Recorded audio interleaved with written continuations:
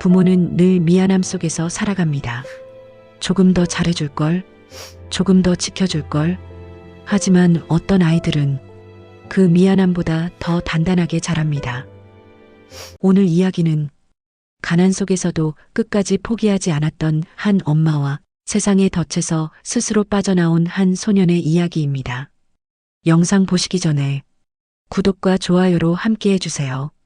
저는 평생 손이 거칠어지는 삶을 살았습니다. 22살에 시집와서 논밭을 일구고 30이 되기 전에 남편을 잃고 그 이후로는 혼자 두 아이를 키웠습니다. 큰딸 수연이는 말 잘 듣고 평범하게 자랐습니다. 학교 다니고 친구 사귀고 울고 웃고 그게 아이라는 거였습니다. 그런데 둘째 준서는 달랐습니다. 태어날 때부터 뭔가 달랐다는 걸 저는 직감적으로 알았습니다. 보통 아이들이 엄마 품에서 칭얼대고 잠드는 나이에 준서는 눈을 크게 뜨고 천장을 바라봤습니다. 마치 무언가를 계산하듯이. 남편이 세상을 떠난 건 준서가 겨우 돌이 지났을 무렵이었습니다. 공장 기계에 손이 끼었습니다. 수술을 2번 했지만 결국 폐혈증이 왔습니다. 병원비는 빚으로 남았고 나는 빚과 두 아이를 함께 떠안았습니다.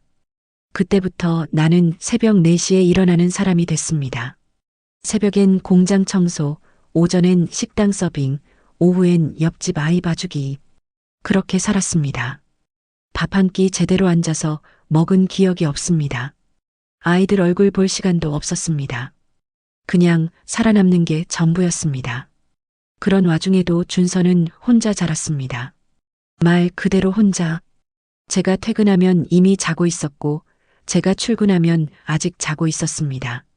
그런데 이상한 건 그 아이가 단 한 번도 외롭다는 말을 하지 않았다는 겁니다. 학교에서 연락이 온 건 준서가 초등학교 3학년 때였습니다. 담임 선생님이 조심스럽게 말했습니다. 준서가 수업 중에 문제를 푸는 속도가 너무 빠르다고.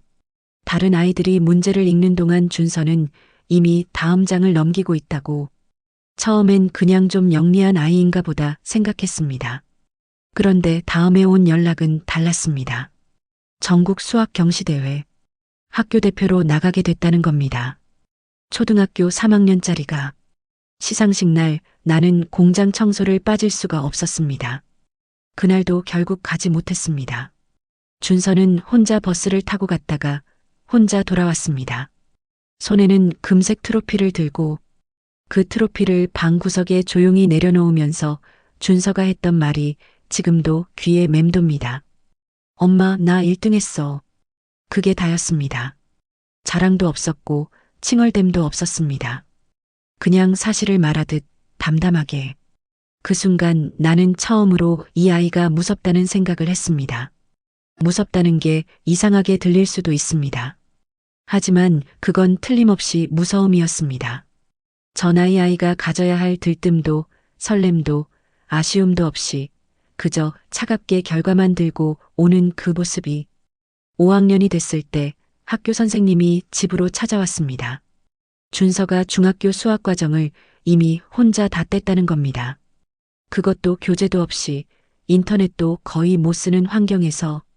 어디서 배웠냐고 물었더니 준서가 했던 대답이 걸작이었습니다. 책 버리는 날 주워온 거라고. 동네 재활용 수거함에서 중학교 수학 교재를 주워다가 혼자 다 공부한 겁니다. 선생님은 눈물을 글썽이셨습니다. 나는 웃어야 할지 울어야 할지 몰랐습니다. 그때부터 동네에 소문이 돌기 시작했습니다. 가난한 집 둘째가 천재라고. 아버지도 없이 혼자 컸는데 전국대회를 휩쓴다고. 사람들은 준서를 볼 때마다 기특하다, 대견하다 했습니다.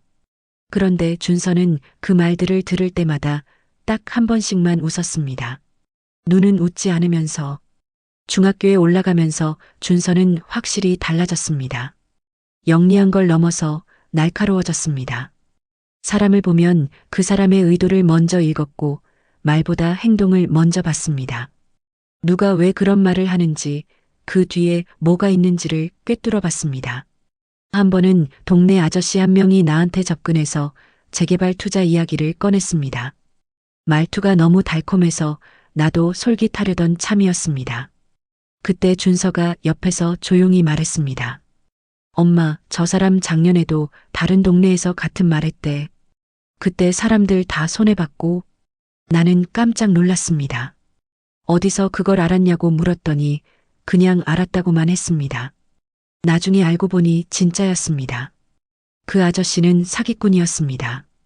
14살짜리 아이가 내 재산을 지켜낸 겁니다. 그날 이후 나는 준서 앞에서 괜히 작아지는 기분을 느끼기 시작했습니다. 엄마가 아이 앞에서 작아지는 게 자랑스러운 일인지 슬픈 일인지 그때는 몰랐습니다. 지금도 잘 모르겠습니다. 다만 한 가지만은 확실히 알았습니다. 이 아이의 이야기는 여기서 끝나지 않을 거라는 것을. 해시태그 2단계. 세상이 준서를 발견했습니다. 준서가 중학교 2학년이 되던 해봄이었습니다. 학교에서 편지 한 통이 왔습니다. 교육청 명의였습니다. 내용은 짧았지만 손이 떨렸습니다. 서울에 있는 과학영재학교 추천 대상자로 준서가 선발됐다는 내용이었습니다. 전국에서 단 20명. 그 안에 우리 준서가 들어 있었습니다. 나는 그 편지를 한참 들여다봤습니다. 기쁘지 않았다고 하면 거짓말이겠죠. 하지만 그보다 먼저 든 생각은 딱 하나였습니다. 서울. 그 두 글자가 나한테는 늘 벽이었으니까요. 영재학교는 수업료가 없다고 했습니다. 나라에서 지원한다고. 하지만 서울에서 먹고 자는 건 다른 문제였습니다. 기숙사 생활비, 용돈, 교재비. 지원이 된다 해도 부족한 부분은 우리가 채워야 했습니다. 나는 그 편지를 준서한테 보여줄까 말까 며칠을 고민했습니다. 그런데 준서는 이미 알고 있었습니다. 내가 말을 꺼내기도 전에 저녁을 먹다가 조용히 먼저 입을 열었습니다. 엄마, 나 영재학교 시험 볼 거야. 놀라서 어떻게 알았냐고 물었더니 학교 선생님한테 먼저 연락이 갔다고 했습니다. 준서는 이미 일주일 전부터 알고 있었던 겁니다. 그러면서도 나한테 먼저 말하지 않았습니다. 내가 걱정할까봐. 그 어린 게. 시험 준비는 사실상 혼자 했습니다. 학원은 엄두도 못 냈죠. 동네 도서관이 전부였습니다. 준서는 매일 아침 7시에 도서관 문이 열리면 첫 번째로 들어가서 문 닫을 때 마지막으로 나왔습니다. 그렇게 석 달을 했습니다. 나는 그 석 달 동안 도시락을 싸주는 것 말고는 해줄 수 있는 게 없었습니다. 미안하다는 말조차 하기가 어려웠습니다. 시험 당일 준서는 혼자 버스를 타고 시험장이 있는 도시로 갔습니다. 나는 그날 식당 점심 장사를 빠질 수가 없었습니다. 준서도 그걸 알았습니다. 그래서 아무 말도 하지 않았습니다. 그냥 도시락 하나 들고 혼자 나갔습니다. 그날 하루 종일 손이 떨렸습니다. 설거지를 하면서도 손님 밥을 나르면서도 머릿속은 온통 준서 생각뿐이었죠. 저녁 늦게 준서가 돌아왔습니다. 표정을 보는 순간 말 안 해도 알았습니다. 합격이었습니다. 그날 밤 준서가 처음으로 나한테 안겼습니다. 중학생이 되고 나서 처음이었습니다. 말은 없었습니다. 그냥 조용히. 그 품이 너무 작아서 나는 또 울 뻔했습니다. 소문은 빠르게 퍼졌습니다. 동네가 발칵 뒤집혔다는 표현이 맞겠죠. 가난한 집 아이가 학원 한 번 못 다니고 과외 한 번 못 받고 전국 영재학교에 합격했다는 이야기가 동네방네 돌았습니다. 누군가 지역신문에 제보를 했는지 기자까지 찾아왔습니다. 준서 사진을 찍고 싶다고 했습니다. 준서는 정중하게 거절했습니다. 15살짜리가 기자 앞에서 흔들림 없이 이유를 물었더니 단 한마디였습니다. 아직 보여줄 때가 아니야. 그 말이 며칠 동안 머릿속을 떠나지 않았습니다. 아직 보여줄 때가 아니라는 게 무슨 뜻인지, 도대체 이 아이는 어디까지를 보고 있는 건지. 서울 올라가기 전날 밤이었습니다. 준서가 방에서 나와 부엌에 앉아있는 나 옆에 조용히 앉았습니다. 한참을 아무 말 없이 앉아있다가 쭈뼛쭈뼛 뭔가를 내밀었습니다. 흰 봉투였습니다. 열어보니 현금이었습니다. 50만 원. 어디서 났냐고 물었더니 도서관에서 틈틈이 수학 과외를 해줬다고 했습니다. 동네 중학생들한테 석 달 동안 모은 돈이라고요. 나는 그 돈을 받을 수가 없었습니다. 돌려주려고 했습니다. 그런데 준서가 처음으로 단호하게 말했습니다. 엄마가 받아야 내가 마음 편해. 그 말에 결국 받았습니다. 받고 나서 한참을 울었습니다. 준서가 잠든 뒤에 혼자 부엌에서 서울로 떠나는 날 아침이었습니다. 짐이라고 해봐야 낡은 캐리어 하나가 전부였습니다. 준서는 그 캐리어를 직접 끌고 버스 정류장까지 걸어갔습니다. 나는 그 뒤를 따라가면서 자꾸만 눈이 흐려졌습니다. 버스가 오기 직전 준서가 뒤를 돌아봤습니다. 그리고 아주 짧게 말했습니다. 엄마, 기다려. 버스가 떠났습니다. 나는 버스가 완전히 사라질 때까지 그 자리에 서 있었습니다. 그리고 혼자 걸어서 집으로 돌아왔습니다. 텅 빈 준서 방문을 열었다가 그냥 닫았습니다. 그날 이후 집이 이상하게 넓어졌습니다. 소리가 없어졌습니다. 준서는 말이 많은 아이가 아니었는데도 그 아이가 없으니 집안이 텅 빈 것처럼 느껴졌습니다. 그 조용함이 이렇게 무거운 건지 처음 알았습니다. 그리고 나는 그때 직감했습니다. 준서가 서울에서 만날 세상은 우리가 살던 세상과 완전히 다를 거라는 걸. 그 세상이 준서를 어떻게 바꿔놓을지, 그 세상이 준서에게 무슨 짓을 할지, 그 생각을 하면 밤마다 가슴 한켠이 서늘해졌습니다. 엄마라는 게 이런 겁니다. 자식이 잘 될수록 더 무서워지는 것. 해시태그 3단계. 서울은 준서를 삼키기 시작했습니다. 처음 석 달은 괜찮았습니다. 일주일에 한 번씩 전화가 왔습니다. 짧았지만 왔습니다. 밥은 먹었는지, 잠은 자는지, 친구는 사귀었는지. 내가 물으면 준서는 늘 한마디씩만 했습니다. 괜찮다고, 잘 지낸다고, 걱정 말라고. 그 말들이 진심인지 아닌지 나는 알 수가 없었습니다. 영재학교 생활은 겉으로 보면 눈부셨습니다. 전국에서 모인 천재들, 최첨단 실험실, 해외 교수 특강. 준서가 보내온 사진 속 학교는 TV에서나 보던 곳 같았습니다. 나는 그 사진을 냉장고에 붙여놓고 매일 봤습니다. 뿌듯했습니다. 당연히. 그런데 넉 달째로 접어들면서 전화가 뜸해지기 시작했습니다. 일주일에 한 번이 2주일에 한 번이 됐고 그게 다시 한 달에 한 번이 됐습니다. 내가 먼저 전화를 걸면 받긴 했습니다. 하지만 목소리가 달라지고 있었습니다. 뭔가를 감추는 것 같은 조심스러운 목소리로. 처음엔 그냥 바쁜가 보다 했습니다. 그런데 어느 날 준서 담임 선생님한테서 연락이 왔습니다. 준서가 수업에 자꾸 빠진다고. 성적은 여전히 최상위권인데 학교 밖에서 뭔가를 하는 것 같다고. 걱정이 돼서 알려주는 거라고 했습니다. 나는 그날 밤 준서한테 전화했습니다. 한참 만에 받았습니다. 괜찮다고 했습니다. 또 그 괜찮다는 말이 그날따라 너무 공허하게 들렸습니다. 그로부터 2달 뒤였습니다. 택배 하나가 왔습니다. 준서 이름으로. 열어보니 옷이었습니다.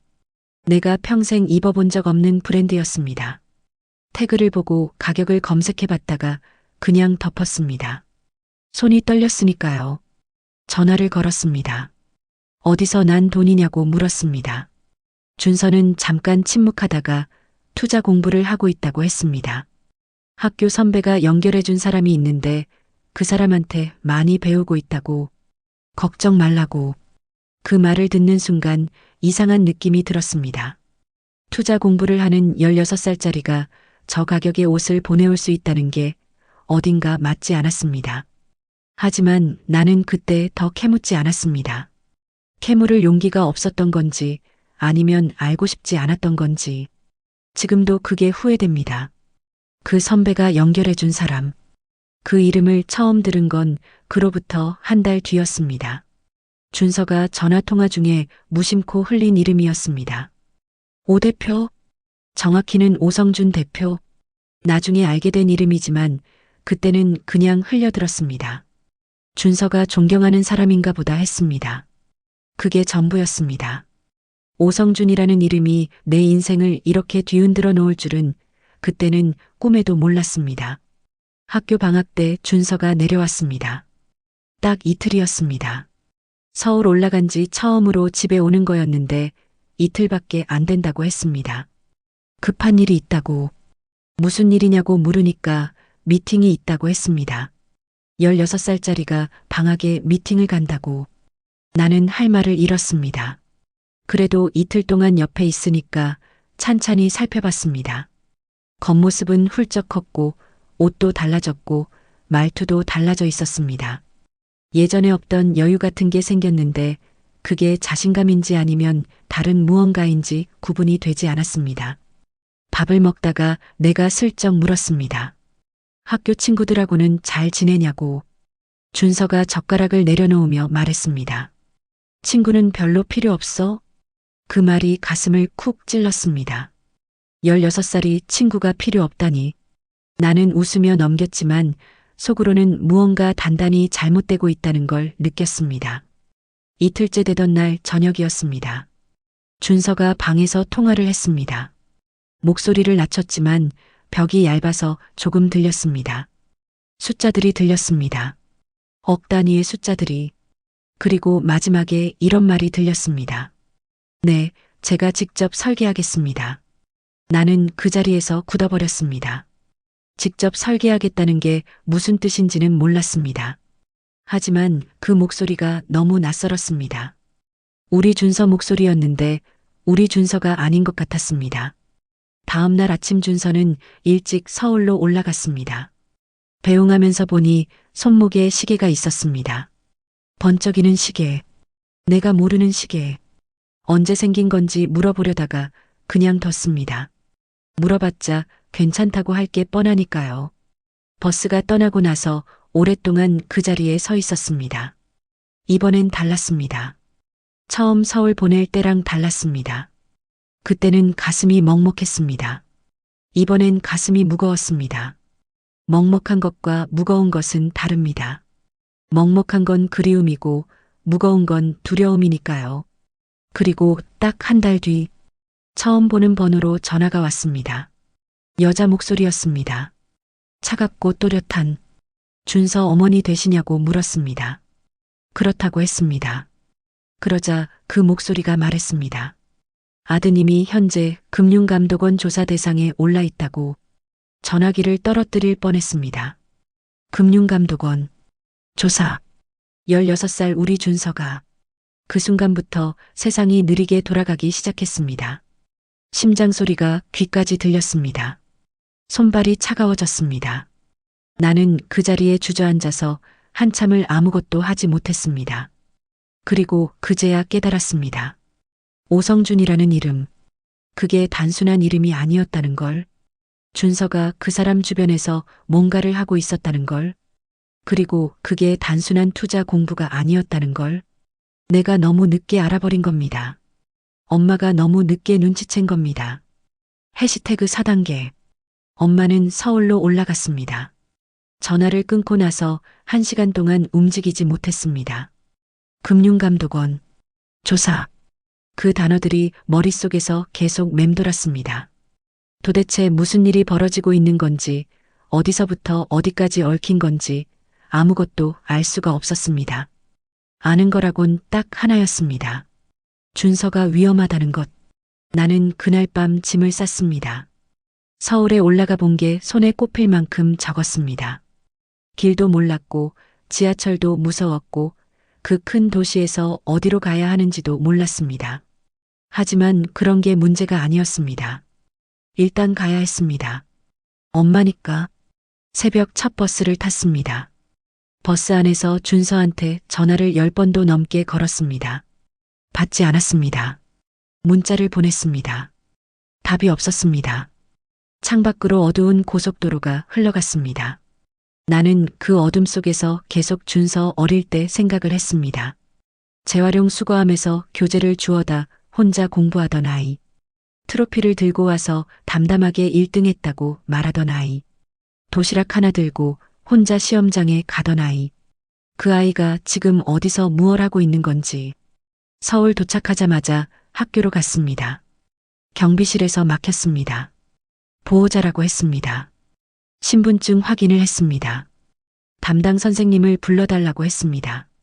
기다리는 동안 로비 의자에 앉아서 손을 꼭 쥐고 있었습니다. 손바닥에 땀이 났습니다. 담임 선생님이 나왔습니다. 표정을 보는 순간 알았습니다. 이미 뭔가를 알고 있다는 걸. 선생님은 조심스럽게 말했습니다. 준서가 이틀째 기숙사에 들어오지 않았다고, 연락도 안 된다고, 학교에서도 파악이 안 되는 상황이라고, 그러면서 혹시 집에 연락이 온 게 없냐고 되물었습니다. 나는 아무 말도 할 수 없었습니다. 이틀, 16살짜리 아이가 이틀째 행방불명이었습니다. 다리에 힘이 풀렸습니다. 선생님이 붙잡아주지 않았으면 그대로 주저앉을 뻔했습니다. 선생님은 경찰에 신고를 해야 하는 상황이라고 했습니다. 나는 고개를 끄덕였습니다. 끄덕이는 것 말고 할 수 있는 게 없었습니다. 경찰서에서 실종 신고를 접수했습니다. 담당 형사가 이것저것 물었습니다. 준서 주변 인물, 최근 연락 내용, 금전관계. 오성준이라는 이름을 꺼냈더니 형사 눈빛이 달라졌습니다. 뭔가를 알고 있다는 눈빛이었습니다. 하지만 형사는 더 이상 말하지 않았습니다. 수사 중이라는 말만 했습니다. 그날 밤 나는 학교 근처 가장 싼 여인숙에 묵었습니다. 잠은 오지 않았습니다. 천장을 보면서 오성준이라는 사람을 생각했습니다. 준서가 존경한다고 했던 사람, 투자를 가르쳐준다고 했던 사람, 대체 어떤 인간이기에 16살짜리 아이를 끌어들인 건지. 다음날 아침 준서 학교 선배를 찾아갔습니다. 준서를 오성준에게 연결해준 선배였습니다. 3학년이었습니다. 처음엔 모른다고 했습니다. 하지만 내가 경찰 얘기를 꺼내자 표정이 굳었습니다. 그리고 천천히 입을 열었습니다. 오성준은 영재학교 학생들 사이에서 유명한 사람이었다고 했습니다. 매년 한두 명씩 가장 똑똑한 아이를 골라서 접근한다고. 처음엔 멘토처럼 굴다가 나중엔 자기 일을 시킨다고. 그 일이 뭔지는 자기도 정확히는 모른다고 했습니다. 다만 한 가지는 확실히 알고 있다고 했습니다. 오성준 주변 아이들은 다 비슷하게 끝난다고. 그 말이 뭘 뜻하는지 물어볼 용기가 나지 않았습니다. 선배한테서 오성준 회사 주소를 받았습니다. 강남에 있는 작은 투자 자문 회사였습니다. 나는 택시를 타고 그리로 갔습니다. 평생 택시를 그렇게 길게 탄 적이 없었습니다. 미터기가 올라갈 때마다 가슴이 철렁했지만 그냥 뒀습니다. 회사 앞에 도착했을 때였습니다. 건물 입구에서 양복 입은 남자들 서너시 박스를 들고 나오고 있었습니다. 이미 뭔가를 정리하는 모습이었습니다. 불길했습니다. 안으로 들어가려고 했더니 입구에 있던 남자가 막았습니다. 현재 영업을 하지 않는다고 했습니다. 그 순간 옆에서 누군가 내 팔을 잡았습니다. 돌아보니 젊은 여자였습니다. 30대 초반쯤 돼 보였습니다. 정장을 입고 있었는데 목소리를 낮춰서 말했습니다. 준서 어머니 맞냐고. 깜짝 놀랐습니다. 어떻게 아냐고 했더니 자기는 금융감독원 조사관이라고 했습니다. 어제 전화한 사람이 자기라고. 직접 만나야 할 것 같아서 기다리고 있었다고. 카페로 자리를 옮겼습니다. 조사관은 조심스럽게 이야기를 꺼냈습니다. 오성준의 회사가 수년간 불법 자금을 굴려왔다는 게 확인됐다고. 문제는 그 자금 흐름을 설계한 사람이 따로 있다는 건데 그 설계가 너무 정교해서 성인도 하기 힘든 수준이라고 했습니다. 그리고 잠깐 멈췄다가 말을 이었습니다. 그 설계를 준서가 했을 가능성이 높다고. 나는 그 자리에서 눈앞이 하얘지는 기분이었습니다. 아무 소리도 들리지 않았습니다. 카페 안이 갑자기 멀어지는 것 같았습니다. 조사관이 계속 말했습니다. 하지만 준서가 자발적으로 한 건지 강요에 의한 건지가 핵심이라고. 그걸 밝혀야 준서를 도울 수 있다고. 그러니까 준서랑 관련된 것들, 통화 내용이든 문자든 뭐든 있으면 다 가져와 달라고 했습니다. 집으로 내려오는 버스 안에서 계속 그 말이 맴돌았습니다. 강요에 의한 건지, 자발적으로 한 건지 나는 그게 무섭도록 중요한 질문이라는 걸 알았습니다. 그리고 동시에 그 대답을 내가 알고 있는지도 확신이 서지 않았습니다. 준서는 영리한 아이였습니다. 너무 영리했습니다. 그게 지금 이 순간 준서를 지켜주는 건지 아니면 올가매는 건지 알 수가 없었습니다. 정말로 해시태그 5단계 준서에게서 연락이 왔습니다. 집에 돌아온 지 사흘째 되던 날 밤이었습니다. 자정이 넘은 시간이었습니다. 나는 잠도 못 자고 부엌에 앉아 있었습니다. 불도 켜지 않고 그냥 어둠 속에서 준서 어릴 때 쓰던 컵을 손에 쥐고 있었습니다. 식어버린 물이 담긴 컵을. 그러고 있다가 그냥 멍하니 시간을 보냈습니다. 그때 전화가 울렸습니다. 모르는 번호였습니다. 2도 아니고 10도 아니었습니다. 낯선 번호였습니다. 보통이라면 안 받았을 겁니다.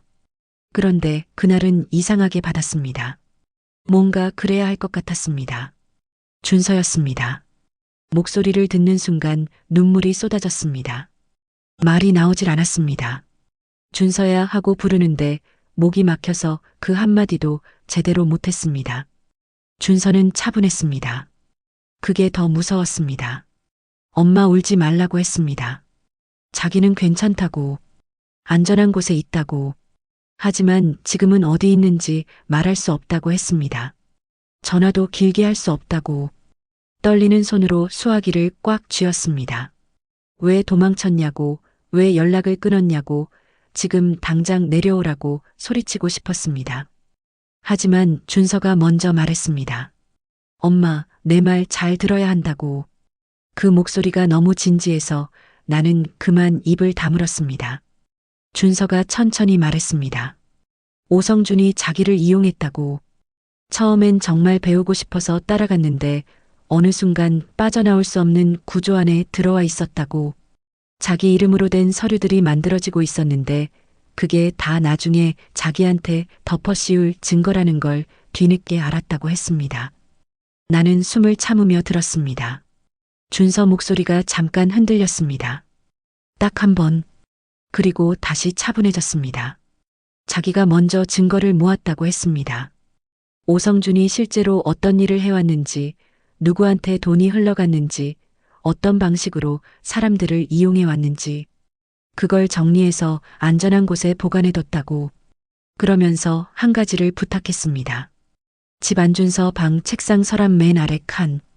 거기 두꺼운 책 한 권이 있는데 그 책 안쪽에 봉투가 하나 있다고. 절대 열어보지 말고 자기가 연락하는 사람이 찾아오면 그 사람한테만 건네달라고. 그 사람이 누구냐고 물었습니다. 준서가 말했습니다. 엄마가 믿을 수 있는 사람이라고. 그리고 전화가 끊겼습니다. 나는 한동안 전화기를 귀에 댄 채로 있었습니다. 끊긴 전화기를. 그러다 천천히 일어나서 준서 방으로 갔습니다. 불을 켰습니다. 방은 그대로였습니다. 준서가 서울 가던 날 이후로 아무것도 건드리지 않았으니까요. 책상 위에는 예전에 쓰던 연습장이 그대로 있었고 벽에는 수학 공식들을 적어놓은 종이가 아직 붙어 있었습니다. 서랍 맨 아래 칸을 열었습니다. 두꺼운 책이 있었습니다. 법학 개론서였습니다. 중학생짜리가 읽던 책이라고는 믿기지 않는. 책을 꺼내 펼쳤더니 안쪽 표지에 칼로 도려낸 듯한 공간이 있었고 거기 흰 봉투 하나가 끼워져 있었습니다. 봉투를 꺼내 들었습니다. 열어보지 말라고 했습니다. 나는 열어보지 않았습니다. 하지만 봉투 안에 뭔가 여러 장 들어있다는 건 느껴졌습니다. 종이 여러 장, 그리고 뭔가 딱딱한 것, 작은 메모리 카드 같은 것. 봉투를 가슴에 꼭 안았습니다. 그 다음 날부터 나는 사람을 기다렸습니다. 준서가 말한 사람, 엄마가 믿을 수 있는 사람, 그게 누군지 알 수 없었습니다. 이웃인지, 어른인지, 젊은 사람인지 아무것도 몰랐습니다. 그냥 기다렸습니다. 가게 문을 열고 손님을 받고 저녁을 먹고 잠자리에 들면서도 그 봉투를 서랍에 넣어두고 계속 기다렸습니다. 사흘이 지났습니다. 아무도 오지 않았습니다. 닷새가 지났습니다. 그때부터 불안해지기 시작했습니다. 혹시 준서한테 무슨 일이 생긴 건 아닌지, 연락이 끊긴 건지, 아니면 그 사람이 오는 것 자체가 막힌 건지. 일주일째 되던 날이었습니다. 낮에 가게에 손님이 뜸한 시간이었습니다. 문 앞에 그림자가 하나 섰습니다. 들어온 사람은 30대 중반쯤 돼 보이는 남자였습니다. 키가 크고 마른 체형이었습니다. 차림새는 평범했습니다. 청바지에 점퍼, 눈에 띄지 않으려는 것 같은 차림새였습니다. 남자는 가게 안을 한번 둘러보더니 내 쪽으로 왔습니다. 그리고 작게 말했습니다. 준서가 보냈다고. 나는 아무 말 없이 안으로 들어오라고 했습니다. 남자는 자리에 앉으면서 자기를 소개했습니다. 기자라고 했습니다. 탐사보도 전문 기자. 오성준 관련 취재를 2년째 하고 있다고. 준서를 알게 된 건 석 달 전이라고 했습니다. 준서 쪽에서 먼저 접촉했다고. 16살짜리가 기자한테 먼저 접촉했다는 말에 나는 할 말을 잃었습니다. 기자는 말을 이었습니다. 준서가 굉장히 치밀하게 준비했다고. 오성준 조직의 자금 흐름을 처음부터 끝까지 정리한 자료를 가지고 있다고. 그 자료가 세상에 나오는 순간 오성준뿐 아니라 그 뒤에 있는 더 큰 사람들까지 줄줄이 엮이게 된다고. 그러면서 나를 똑바로 봤습니다. 봉투가 있냐고 물었습니다. 나는 잠깐 망설였습니다. 이 사람을 믿어도 되는지. 준서가 믿을 수 있는 사람이라고 했지만 내가 직접 확인한 건 아니었으니까요. 준서가 잘못 판단한 건 아닐지. 이 사람도 결국 이용하려는 건 아닐지. 기자가 그 망설임을 눈치챘는지 먼저 휴대폰을 꺼냈습니다. 화면을 내밀었습니다. 준서가 보낸 문자였습니다. 최근 날짜였습니다. 거기 적혀 있었습니다. 이 사람 믿어도 돼. 엄마가 판단해. 나는 그 문자를 한참 들여다봤습니다. 엄마가 판단해. 그 말이 이상하게 눈에 걸렸습니다. 준서는 늘 자기가 판단하는 아이였습니다. 다른 사람 판단을 믿지 않는 아이였습니다. 그런 준서가 엄마가 판단하라고 했습니다. 나는 일어나서 서랍을 열었습니다. 봉투를 꺼내 기자 앞에 내려놓았습니다. 기자는 봉투를 받아들고 조심스럽게 열었습니다. 안을 확인하더니 눈빛이 달라졌습니다. 한참 들여다보다가 고개를 들었습니다. 그리고 낮은 목소리로 말했습니다. 준서가 해냈다고. 이걸로 충분하다고. 그 말이 무슨 뜻인지 정확히는 몰랐습니다. 하지만 기자 눈빛에서 느꼈습니다. 이건 단순한 자료가 아니라는 걸. 준서가 목숨을 걸고 만들어낸 무언가라는 걸. 기자가 떠나고 나서 가게 문을 닫았습니다. 불을 끄고 혼자 앉아 있었습니다. 준서는 도망친 게 아니었습니다. 숨은 게 아니었습니다. 그 아이는 그 와중에도 무언가를 준비하고 있었습니다. 16살짜리가 어른들이 만들어 놓은 덫 안에서 혼자서. 가슴이 터질 것 같았습니다. 그리고 동시에 무서웠습니다. 이게 끝이 아니라는 걸 알았으니까요. 봉투가 전달됐다고 해서 끝나는 게 아니었습니다. 오히려 이제부터가 시작이었습니다. 준서가 움직이기 시작한 겁니다. 해시태그 6단계. 세상이 흔들리기 시작했습니다. 기자가 다녀간 뒤로 열흘이 지났습니다. 겉으로는 아무것도 달라지지 않았습니다. 나는 여전히 새벽에 일어나 가게 문을 열었고 손님을 받았고 저녁에 문을 닫았습니다. 동네 사람들은 여전히 준서 이야기를 수군댔고 나는 그때마다 못 들은 척했습니다. 아무것도 달라진 게 없는 것처럼 살았습니다. 하지만 속은 달랐습니다. 매일 밤 뉴스를 봤습니다. 혹시 무슨 소식이 나올까 싶어서, 오성준 이름이 나올까 싶어서. 하지만 열흘 동안 아무것도 나오지 않았습니다. 세상은 조용했습니다. 너무 조용해서 오히려 더 불안했습니다. 그러던 어느 날 새벽이었습니다. 잠결에 핸드폰이 울렸습니다. 기자였습니다. 시간을 보니 새벽 4시였습니다. 이 시간에 전화를 한다는 건 예사로운 일이 아니었습니다. 벌떡 일어나 받았습니다. 기자 목소리가 평소와 달랐습니다. 긴장이 느껴졌습니다. 내일 아침 기사가 나간다고 했습니다. 오늘 밤 최종 확인 작업을 마쳤다고. 준서가 준 자료가 결정적이었다고. 그런데 한 가지 알려줄 게 있다고 했습니다. 기사가 나가는 순간 상황이 급박하게 돌아갈 거라고. 혹시 모르니까 주변을 조심하라고.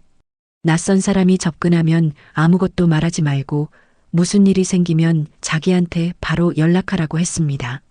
전화를 끊고 나서 뜬 눈으로 새벽을 보냈습니다. 아침 6시가 넘자마자 뉴스 앱을 열었습니다. 첫 화면에 기사가 올라와 있었습니다. 제목만 봤는데도 손이 떨렸습니다. 오성준 투자자문사 불법 자금 운용 의혹. 배우의 현직 국회의원 연루 정황. 미성년자 이용의 자금 설계. 제보자 확보. 기사는 길었습니다. 오성준이 수년간 어떻게 돈을 굴려왔는지, 어떤 경로로 정치권과 연결됐는지, 어떻게 영재학교 학생들을 이용해왔는지가 촘촘하게 적혀 있었습니다. 준서 이름은 나오지 않았습니다. 기자가 그 부분은 끝까지 지켜준 겁니다. 기사가 올라오자마자 세상이 들끓기 시작했습니다. 포털 실시간 검색어 1위가 오성준이 됐습니다. 댓글이 수만 개씩 달렸습니다. 뉴스 채널마다 긴급 뉴스를 내보냈습니다. 연루됐다는 국회의원 이름이 거론되기 시작하면서 정치권도 발칵 뒤집혔습니다. 나는 그 모든 걸 가게 한켠에 앉아서 지켜봤습니다.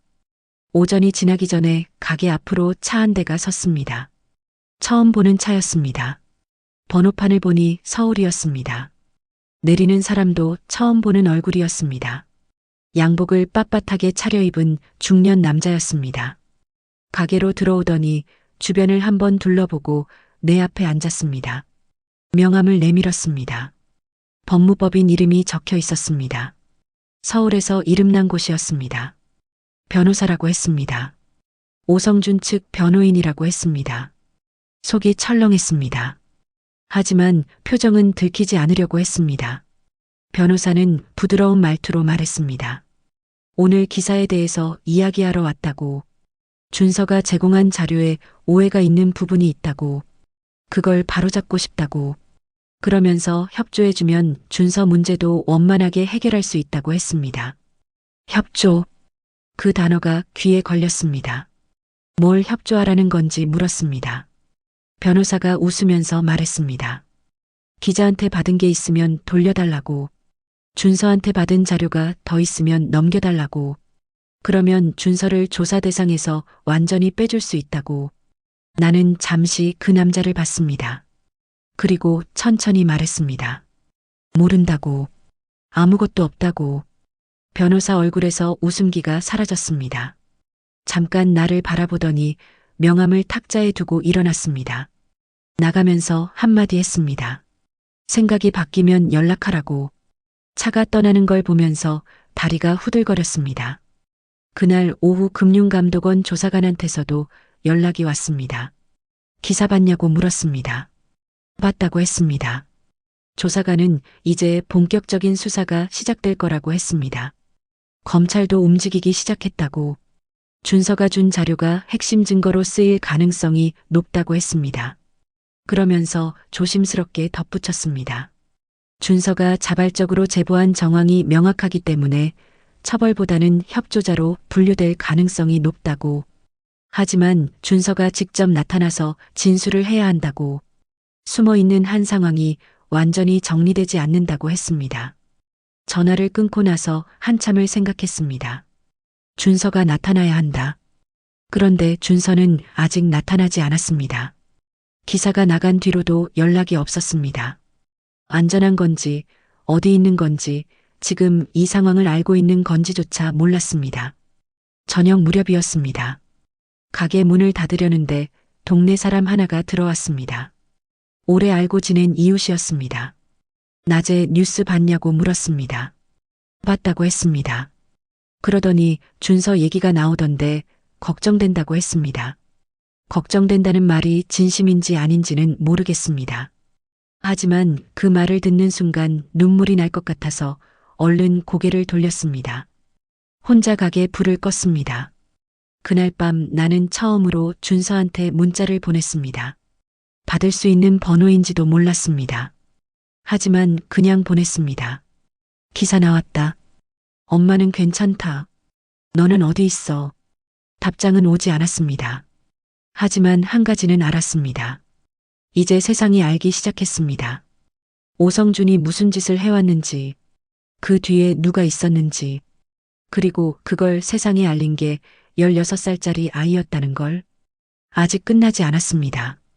오히려 지금부터가 진짜였습니다. 세상에 드러난 것들이 많아질수록 감추려는 사람들도 더 필사적으로 움직일 테니까요. 그리고 그 중심에 우리 준서가 있었습니다. 나는 그날 밤 처음으로 기도라는 걸 했습니다. 평생 기도 같은 걸 해본 적이 없는 사람이었습니다. 하지만 그날만큼은 무릎을 꿇고 싶었습니다. 누구한테 비는 건지도 몰랐습니다.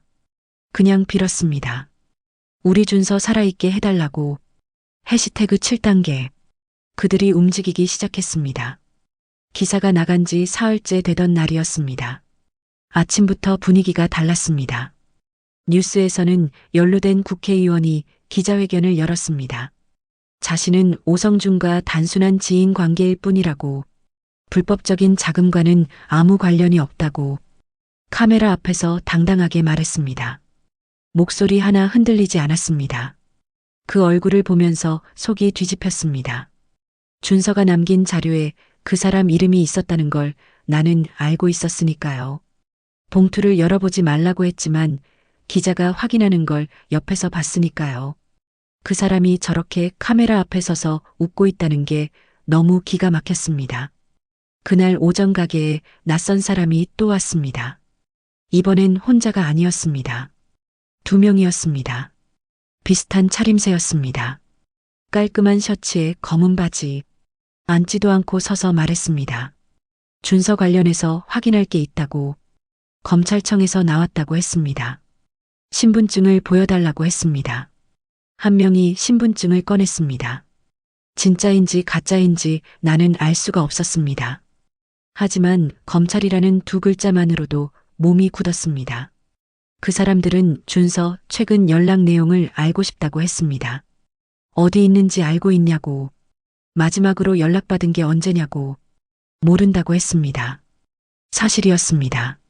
문자를 보냈지만 답장이 없었으니까요. 어디 있는지 정말 몰랐습니다. 그런데 그 사람들 눈빛이 이상했습니다. 내 말을 믿는 것 같지 않았습니다. 한 명이 가게 안을 천천히 둘러봤습니다. 준서 방 쪽으로 시선이 가는 것 같았습니다. 나는 태어난 척 서 있었지만 속으로는 심장이 빠르게 뛰었습니다. 그들이 나가고 나서 바로 기자한테 전화했습니다. 검찰이 왔다고 했더니 기자 목소리가 굳었습니다. 잠깐 침묵이 흘렀습니다. 그리고 말했습니다. 그 사람들이 진짜 검찰인지 확인이 필요하다고. 지금 수사팀이 움직이고 있는 건 맞는데 그 라인이 아닐 수도 있다고. 그 라인이 아닐 수도 있다는 말이 무슨 뜻인지 처음엔 이해하지 못했습니다. 기자가 설명했습니다. 오성준 뒤에 있는 사람들이 검찰 안에도 연결고리가 있을 가능성이 있다고. 수사를 막으려는 쪽에서 먼저 움직이는 경우가 있다고. 그러니까 앞으로 누가 와도 아무것도 말하지 말고 무조건 자기한테 먼저 연락하라고 했습니다. 전화를 끊고 나서 한동안 멍하니 있었습니다. 검찰 안에도 연결고리가 있을 수 있다는 말. 그 말이 머릿속에서 떠나지 않았습니다. 나는 그제야 깨달았습니다. 준서가 남긴 명단이 왜 그렇게 길었는지, 왜 그 이름들이 그렇게 다양했는지, 이건 오성준 한 사람의 문제가 아니었습니다. 훨씬 더 크고 깊은 곳까지 뿌리가 내려가 있었습니다. 준서는 그걸 알고 있었던 겁니다. 16살짜리가 그 모든 걸 보고 있었던 겁니다. 그날 저녁이었습니다. 뉴스에서 오성준이 긴급 체포됐다는 소식이 나왔습니다. 공항에서였습니다. 해외로 도피하려던 것을 출국 직전에 잡았다고 했습니다. 화면 속 오성준은 점퍼를 뒤집어 쓰고 고개를 숙인 채 수갑을 차고 있었습니다. 그 모습을 보면서 이상하게 아무 감정이 들지 않았습니다. 통쾌하지도 않았고 시원하지도 않았습니다. 그냥 멍했습니다. 저 사람 때문에 우리 준서가 어디 숨어서 16을 보내고 있다는 생각만 들었습니다. 밤이 깊어갈 무렵이었습니다. 문자 하나가 왔습니다. 모르는 번호였습니다. 짧은 문자였습니다. 어머니, 준서 친구입니다. 준서가 부탁한 게 있어서요. 나는 잠시 망설이다가 답장했습니다. 누구냐고.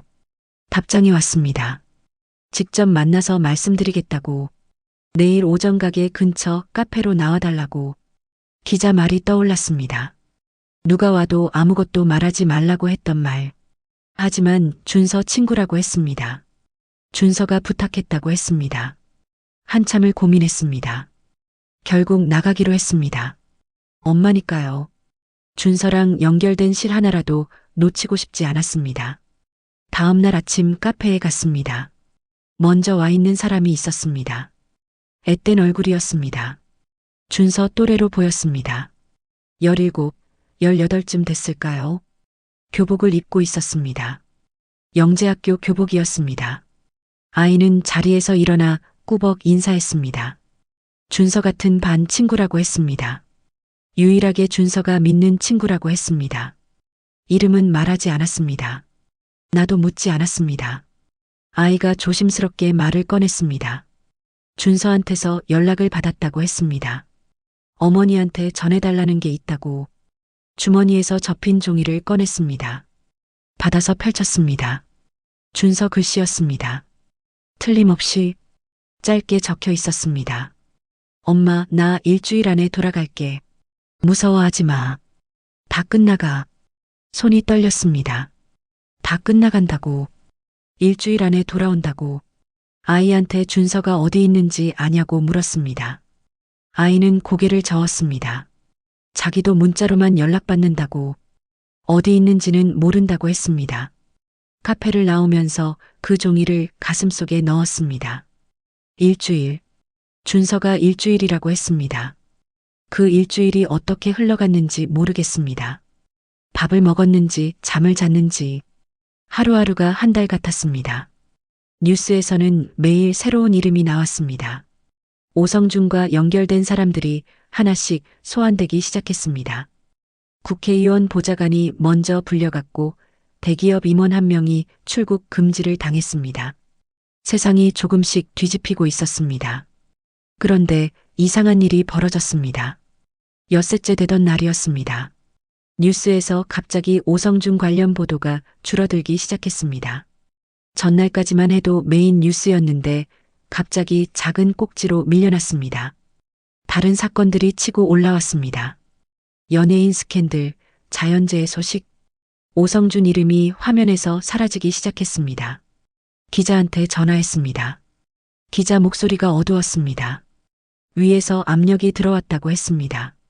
보도를 축소하라는 압박이 있다고. 신문사 윗선에서 속도를 늦추자는 말이 나온다고 했습니다.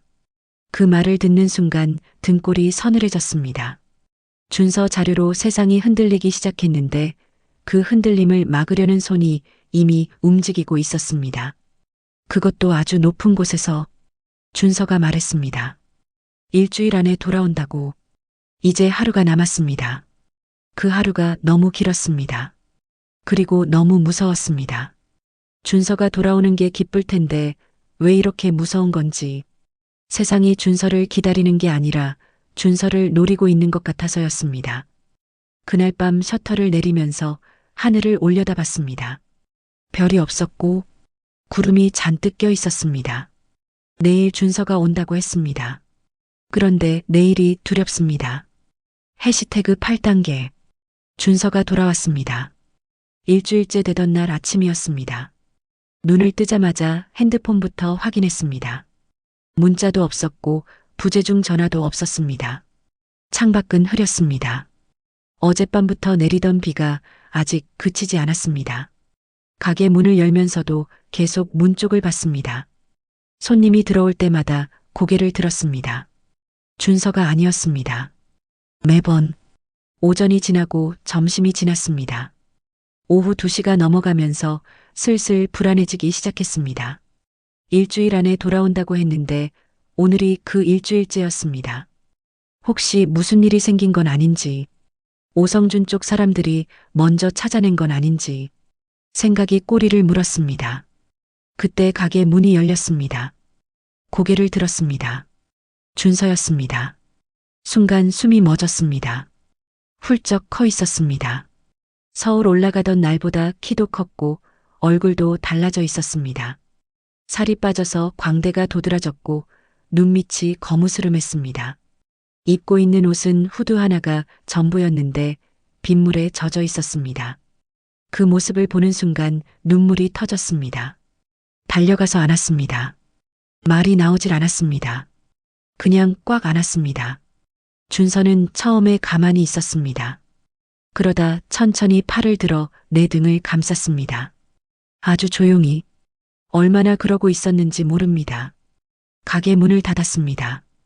안으로 들어가서 준서를 앉혔습니다. 따뜻한 거 먹겠냐고 물었더니 고개를 끄덕였습니다. 라면을 끓였습니다. 준서가 어릴 때부터 좋아하던 거였습니다. 끓이는 내내 등이 보였습니다. 그 등이 너무 얇아서 또 눈물이 날 것 같았습니다. 라면을 먹는 내내 아무 말도 하지 않았습니다. 준서가 다 먹고 나서 먼저 입을 열었습니다. 걱정 많이 했냐고 물었습니다. 당연하다고 했습니다. 죽는 줄 알았다고 했습니다.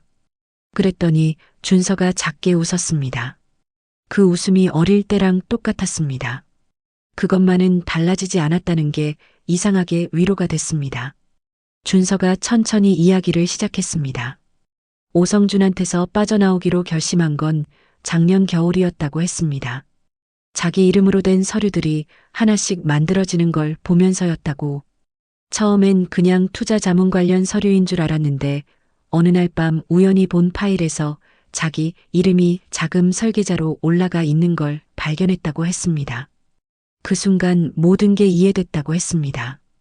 오성준이 처음부터 자기를 방패로 쓰려고 했다는 걸, 일이 터지면 모든 걸 16살짜리 천재 아이한테 뒤집어 씌울 계획이었다는 걸, 미성년자라는 게 오히려 더 유리했던 겁니다. 처벌이 약하니까, 그리고 가난한 집 아이니까 제대로 된 변호도 못 받을 거라고 계산한 겁니다. 준서 목소리가 그 부분에서 잠깐 낮아졌습니다. 그 사람이 자기한테 처음 접근할 때부터 계획했던 거라는 걸 나중에야 알았다고.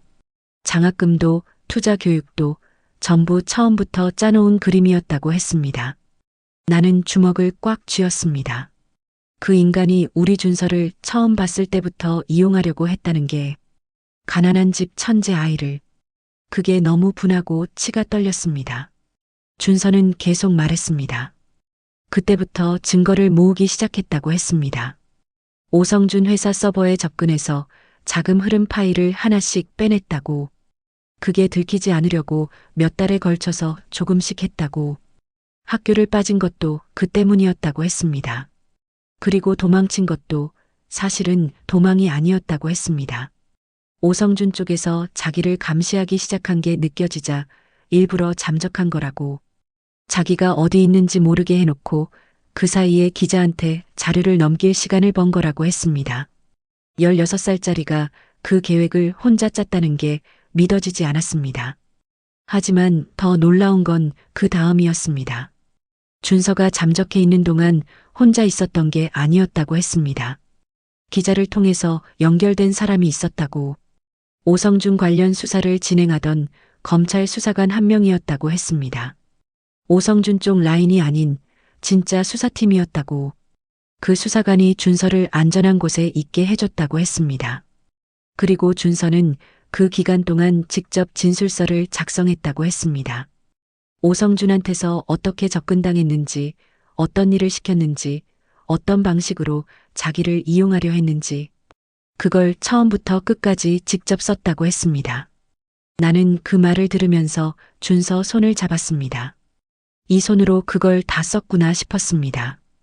이 얇은 손으로. 준서가 잠깐 말을 멈췄다가 말했습니다. 무섭지 않았냐고 물었더니 준서가 대답했습니다. 무서웠다고.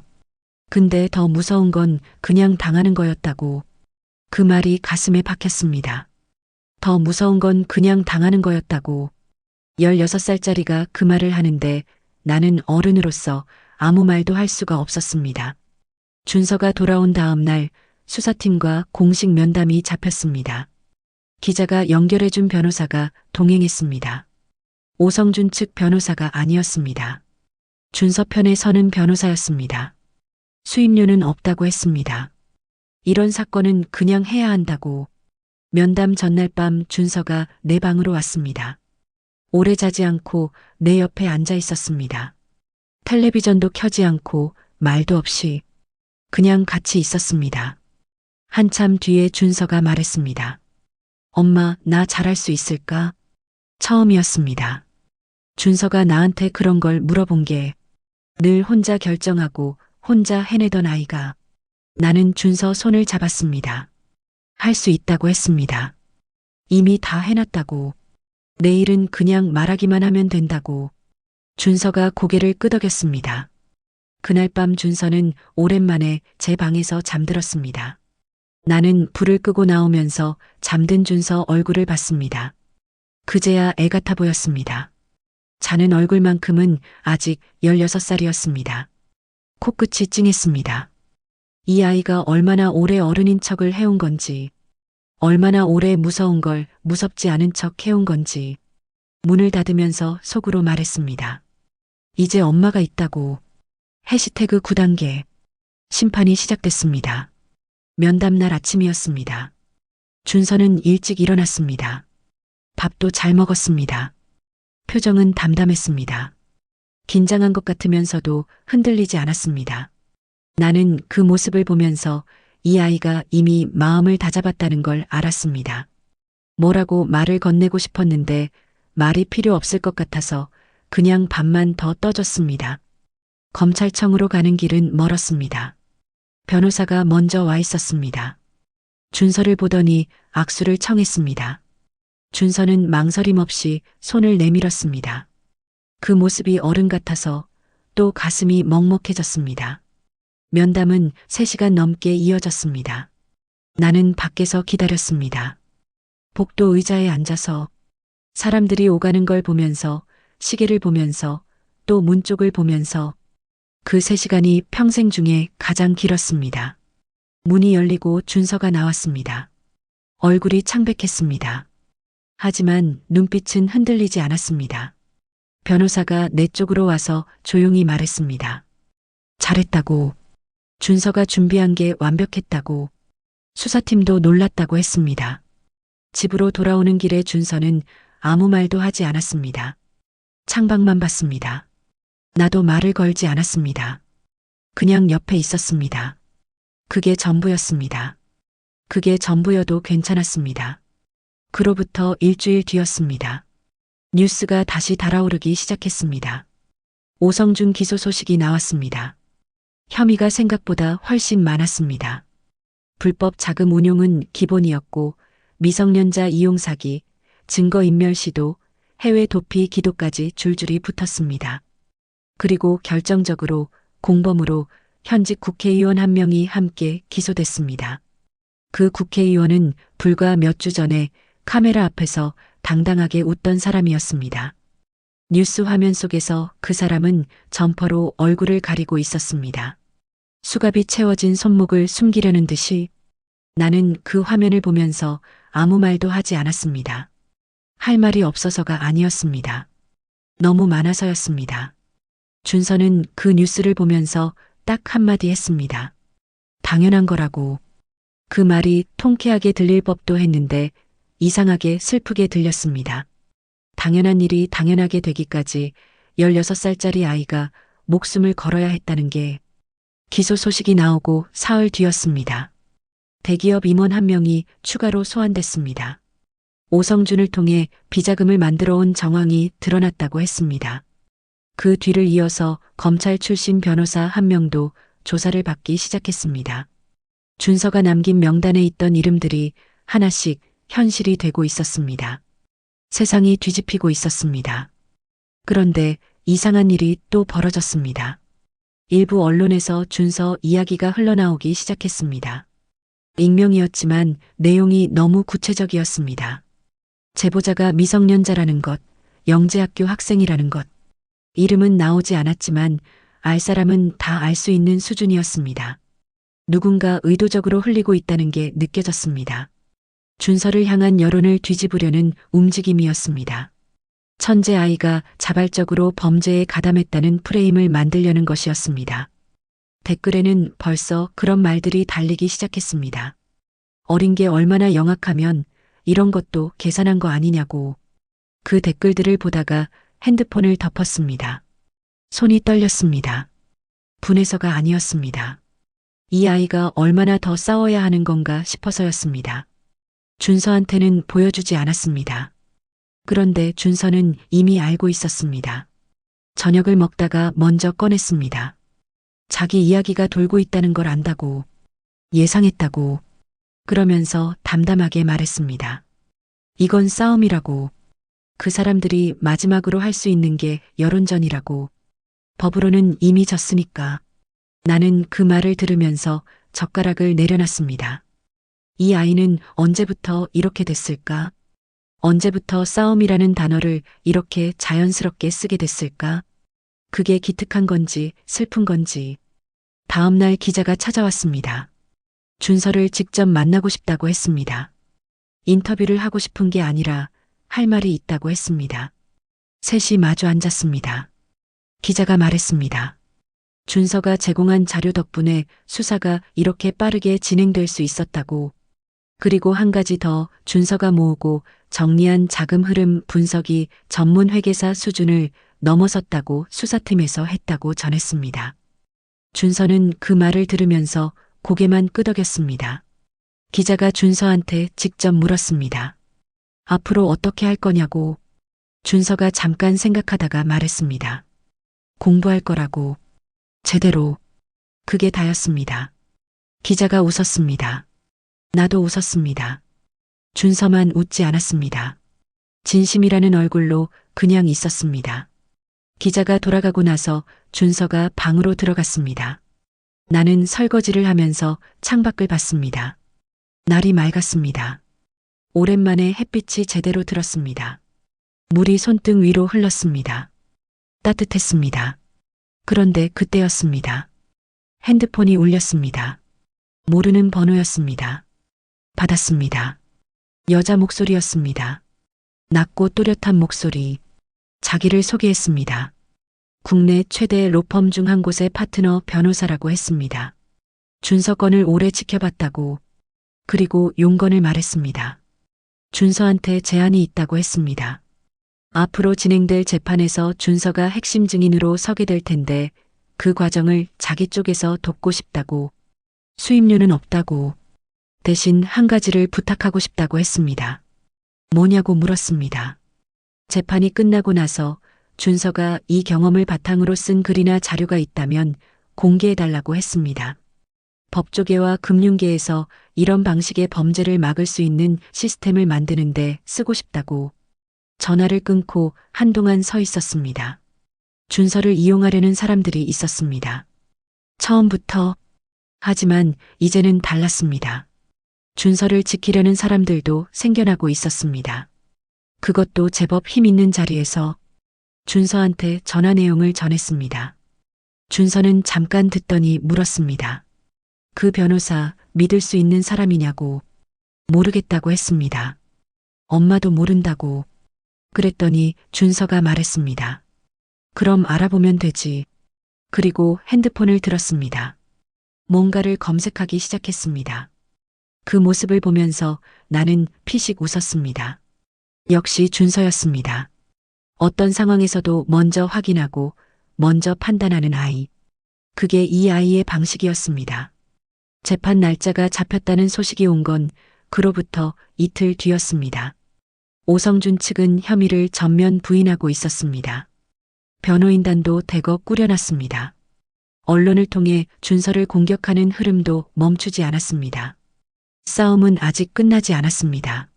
하지만 달라진 게 있었습니다. 이번엔 준서 혼자가 아니었습니다. 해시태그 10단계. 그 이후 우리는. 재판은 길었습니다. 석 달이 넘게 이어졌습니다. 그 석 달 동안 나는 매번 법정에 갔습니다. 방청석 맨 앞자리에 앉았습니다. 준서가 증인석에 서는 날은 밥이 넘어가지 않았습니다. 그래도 갔습니다. 준서 눈에 내가 보여야 한다고 생각했으니까요. 저기 엄마 있다는 걸 느껴야 한다고. 준서는 증인석에서 흔들리지 않았습니다. 오성준 측 변호인이 집요하게 물고 늘어졌습니다. 자발적으로 가담한 거 아니냐고, 처음부터 알고 있었던 거 아니냐고, 오히려 준서가 주도한 거 아니냐고.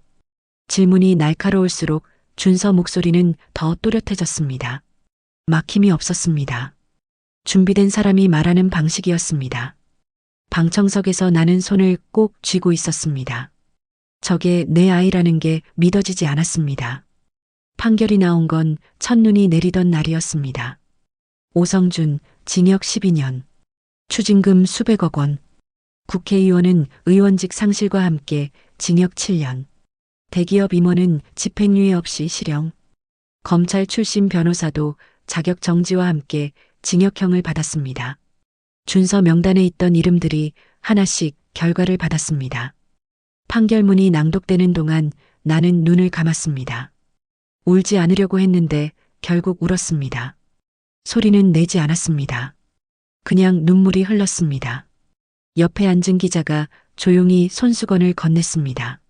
나는 받아서 눈을 눌렀습니다. 법정을 나오면서 준서가 내 옆에 섰습니다. 말이 없었습니다. 나도 말이 없었습니다. 첫눈이 내리고 있었습니다. 법원 앞 계단에 서서 그 눈을 잠깐 맞았습니다. 차갑고 조용했습니다. 그 조용함이 이번엔 무겁지 않았습니다. 오히려 가벼웠습니다. 준서가 하늘을 올려다보다가 말했습니다. 끝났다고. 그 두 글자가 그렇게 클 수가 없었습니다. 판결 이후 세상이 달라졌습니다.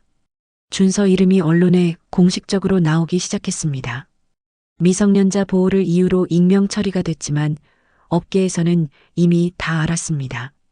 17살짜리가 수십억 원대 불법 자금 흐름을 혼자 추적하고 증거를 만들어냈다는 이야기가 돌았습니다. 법조계에서 먼저 반응이 왔습니다. 금융 쪽에서도 연락이 왔습니다. 대학 교수들도 준서 분석 자료를 보고 싶다는 요청을 해왔습니다. 준서는 그 연락들을 하나씩 천천히 검토했습니다. 서두르지 않았습니다. 예전에 오성준한테 당했던 방식이 그거였으니까요. 달콤한 제안에 빠르게 끌려 들어가는 것. 준서는 이제 그 실수를 반복하지 않았습니다. 영재학교로 복학한 건 이듬해 봄이었습니다. 학교에서도 정식으로 복학을 허가했습니다. 출석 일수가 부족했지만 특별 사유로 인정됐습니다. 준서가 다시 서울로 올라가던 날은 처음 보내던 날과 달랐습니다. 캐리어가 조금 더 무거워졌고 배웅하는 내 마음이 조금 덜 무거워졌습니다. 버스 타기 전에 준서가 뒤를 돌아봤습니다. 처음 서울 갈 때도 그랬습니다. 그때는 기다려라고 했습니다. 이번엔 다른 말을 했습니다. 고맙다고 했습니다. 딱 그 한마디였습니다. 나는 웃었습니다. 손을 흔들었습니다. 버스가 떠났습니다. 이번엔 금방 돌아섰습니다. 오래 서 있지 않았습니다. 발걸음이 가벼웠습니다. 그로부터 1년이 지났습니다. 준서는 영재학교를 수석으로 졸업했습니다. 대학 입시에서는 국내 최상위권 법학과와 경제학과 두 곳에서 동시에 입학 허가를 받았습니다. 결국 둘 다 다닐 수 있는 복수 전공 트랙이 있는 대학을 선택했습니다. 법도 알아야 하고 돈의 흐름도 알아야 한다고 했습니다. 그 둘을 합쳐야 세상이 어떻게 돌아가는지 제대로 볼 수 있다고. 나는 그 말을 들으면서 웃었습니다. 여전히 이 아이는 이 아이구나 싶었습니다. 재판이 끝나고 반년이 지났을 때 뜻밖의 일이 있었습니다. 법무부에서 연락이 왔습니다. 미성년자를 이용한 금융범죄를 막기 위한 제도 개선 자문을 구하고 싶다고 했습니다. 자문 대상이 준서였습니다. 18살짜리한테 법무부가 자문을 구하러 온 겁니다. 준서는 수락했습니다. 조건이 하나 있었습니다. 자문료는 받지 않겠다고. 대신 그 내용이 실제 제도에 반영되는지 본인이 직접 확인하겠다고 했습니다. 법무부 담당자가 잠시 당황했다고 나중에 기자한테 들었습니다. 18살짜리가 그런 조건을 내걸 거라고는 생각 못했던 거겠죠. 하지만 수락했습니다. 당연히 그 이야기를 들었을 때 나는 혼자 한참을 웃었습니다. 역시 준서였습니다. 돈보다 결과를 보는 아이, 칭찬보다 실질을 보는 아이. 그게 이 아이가 어릴 때부터 가진 눈이었습니다. 가난이 그 눈을 키웠고 고통이 그 눈을 날카롭게 했습니다. 그리고 그 눈이 결국 세상을 조금 바꿔냈습니다. 동네는 예전과 크게 다르지 않습니다. 나는 여전히 새벽에 일어나 가게 문을 엽니다. 손님을 받고 저녁에 문을 닫습니다. 달라진 게 있다면 이제 혼자 밥을 먹어도 덜 쓸쓸하다는 겁니다. 준서가 방학 때 내려오고 명절엔 함께 밥을 먹고 전화를 더 자주 합니다. 통화가 짧긴 여전히 짧지만 이제는 그 짧음이 불안하지 않습니다. 어느 날 저녁이었습니다. 준서가 전화를 했습니다. 별일 없다고 그냥 전화했다고 했습니다. 나는 밥 먹었냐고 물었습니다. 먹었다고 했습니다. 잘 자라고 했습니다. 그래, 엄마도 했습니다. 끊고 나서 한참 핸드폰을 들고 있었습니다. 그냥 전화했다는 말이 이렇게 좋을 수가 없었습니다.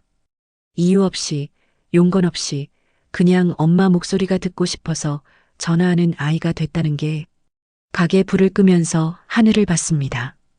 별이 많았습니다. 예전엔 저 별을 볼 여유가 없었습니다. 너무 바빠서, 너무 무서워서, 너무 힘들어서 그냥 고개를 숙이고 살았습니다. 그런데 이제는 고개를 들 수 있습니다. 우리 준서가 그걸 만들어줬습니다. 가난한 집에서 태어나서 아버지 없이 자라서 학원 한 번 못 다니고 재활용 수거함에서 책을 주워다 공부하던 아이. 16살에 어른들의 욕심 한가운데 던져진 아이. 혼자서 덫을 빠져나온 아이. 그 아이가 내 아들이라는 게 부끄러운 게 하나도 없습니다. 아니, 그보다 더한 말을 하고 싶습니다. 살면서 내가 잘한 일이 딱 하나 있다면 그건 어떤 상황에서도 준서 곁에 있었던 겁니다. 잘 챙기지도 못했고 잘 지켜주지도 못했고 가진 것도 없었지만 그래도 있었습니다. 그게 전부였는데 그게 전부여도 됐나 봅니다. 사람의 욕심이 세상에서 제일 무섭다고 생각했습니다. 지금도 그 생각은 틀리지 않습니다. 하지만 이제 하나를 더 알았습니다. 욕심보다 더 강한 게 있다는 걸. 포기하지 않는 것. 그것도 아주 조용하게, 아주 단단하게. 준서가 그걸 가르쳐 줬습니다. 16살짜리 내 아들이 평생 배운 것도 가진 것도 없는 나한테 셔터를 내리면서 오늘도 생각합니다. 내일 준서한테 전화해야겠다고. 그냥 목소리가 듣고 싶어서 말이죠. 오늘 이야기 어떠셨나요? 세상은 준서를 이용하려 했습니다. 하지만 준서는 무너지지 않았고 엄마는 끝까지 그 곁을 지켰습니다. 그리고 결국 가장 조용했던 두 사람이 세상을 흔들었습니다. 지금 여러분 곁에도 누군가 버티고 있는 사람이 있을지 모릅니다. 그 사람에게 오늘 따뜻한 말 한마디 건네주세요. 구독과 좋아요, 알림 설정까지 부탁드립니다. 다음 이야기로 찾아뵙겠습니다.